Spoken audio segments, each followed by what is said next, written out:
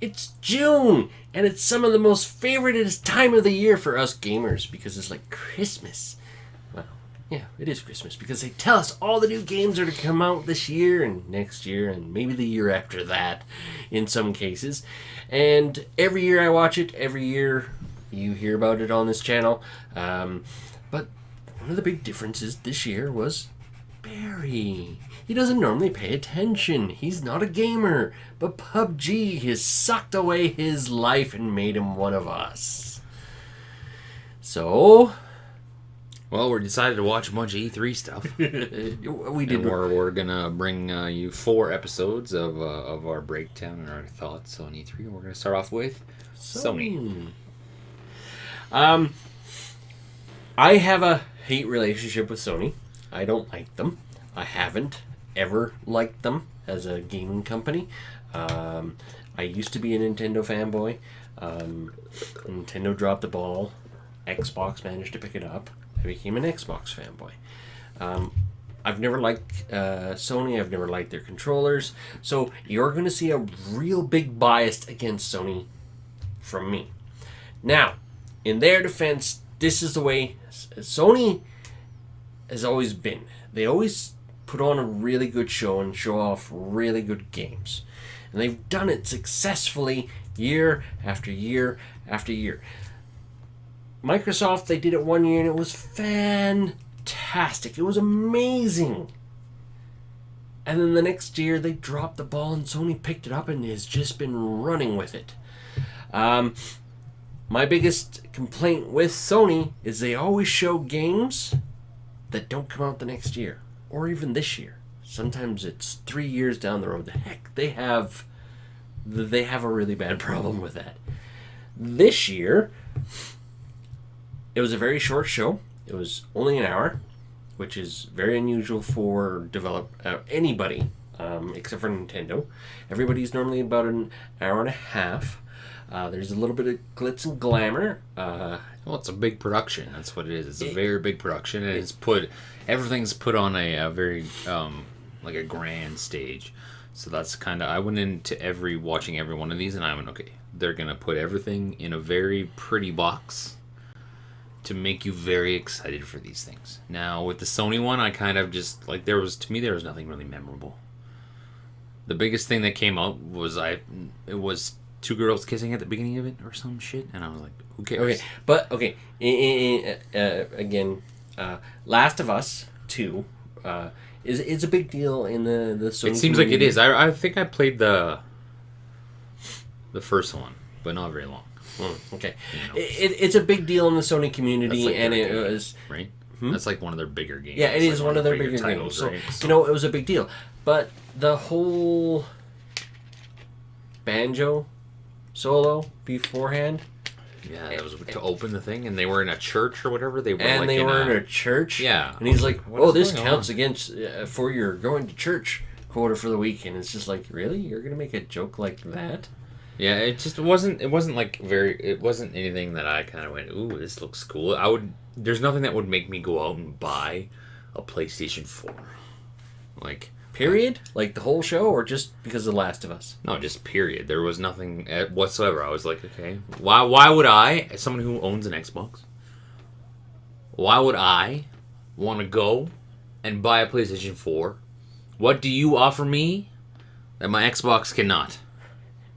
And it comes down to exclusive games. Now the exclusive games for Sony are Last of Us 2, which is supposed to come out this year. Again, Sony has a problem with, we're going to deliver this year and not deliver this year. Spider-Man, what did you think of that? Like, it was a big deal last year.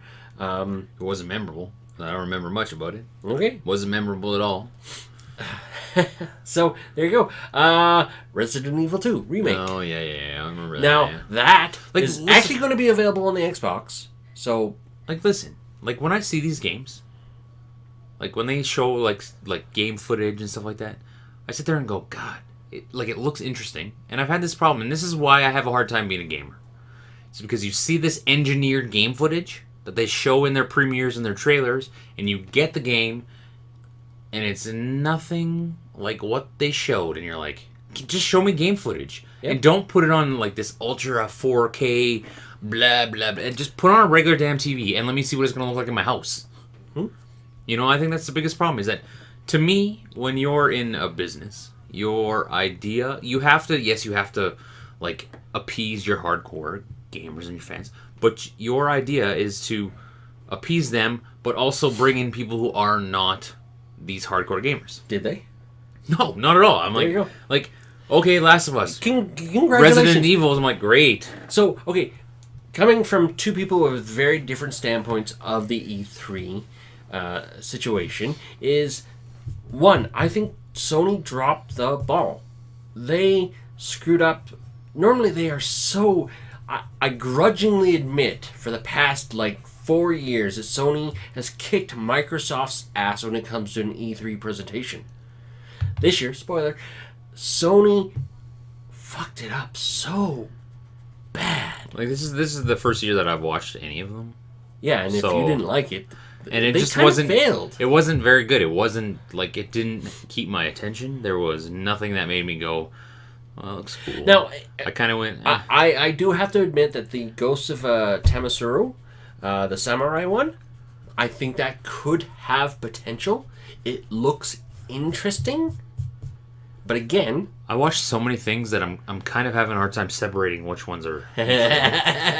So if I screw up, I apologize. Like this Elder Scroll thing, that's not. Sony, right? that was no. It will be on the Sony platform, but not for this whole Death Stranded thing. The one where Daryl from The Walking Dead is the main star, right?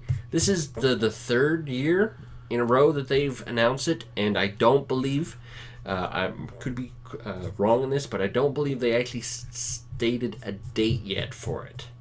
No, that's the thing. They don't really. I noticed that's a common trend in along a lot of these is they tease stuff, but they don't tell you exact dates, and you're like, I just want to know when it comes out. When can I buy? There's a few. We'll get to the next ones, and where I was like, oh, that's cool. But this Sony one, I was like, this Sony one, after an hour, it just kind of stopped. Right? There was no big finish. It didn't, because normally Sony ends with a really, really interesting ending trailer. It makes you excited about something that's coming to the PlayStation.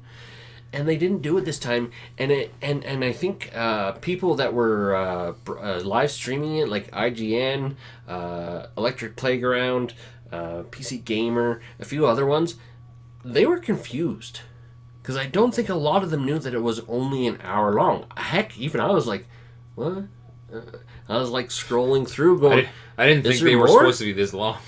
When I watched them, I was like, holy... Really? They're an hour and a half long? Holy crap.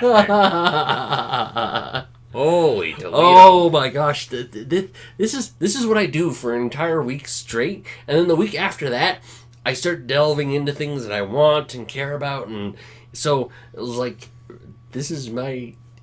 Christmas. This I enjoy this so much, but I'm just gleeful. I'm sorry, but I am so gleeful. Sony fucked up.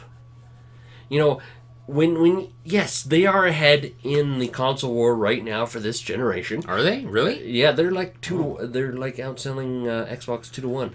Really? Yeah. Wow. Yeah. See. Why? See. Well, they came out with some pretty big games this year, apparently. You don't even have PUBG on your damn system. Yeah. But, I think as a non-hardcore gamer...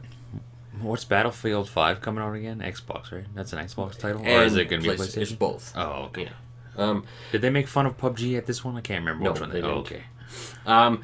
That might have been the EA game one then. Yeah, that might have been the EA game one. They blend together sometimes, I get it. Sure do. But I'm gleeful. I really am. And, again, my Xbox fandom is showing a little. Listen, this is how I watch these. Showing a little. This is how I watch these things, because being a non-gamer, I kind of went in with the mentality. I want to be sold on this platform, this game, this developer, for me to want to pursue and play their games or buy their system or play their system.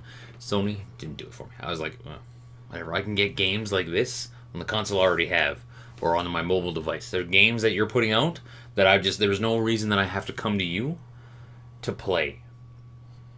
So that was kind of my thing, and for that reason, it was just I was like, okay. Anyways, like I've owned a PlayStation before.